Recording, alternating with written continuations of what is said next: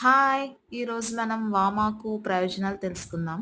చాలా రకాల మొక్కల ఆకుల్ని ఆరోగ్య సమస్యలు నయం చేయడానికి ఏజెస్ నుంచి యూజ్ చేస్తాం. చాలా మందికి తులసి ఆకుల యూజెస్ తెలుసు కానీ వామాకుల యూజెస్ తెలీదు.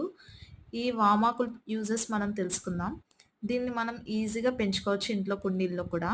It gives very good smell. చాలా మంచి స్మెల్ వస్తుంది. ఎట్ ఎ సేమ్ టైమ్ చాలా ఘాటుగా కూడా ఉంటుంది. ఈ ఆకుల్ని పిండుకొని రసం తాగితే జలుబు, దగ్గు తగ్గుతుంది. And it also acts as a mouth freshener. నోటి దుర్వాసన తగ్గుతుంది.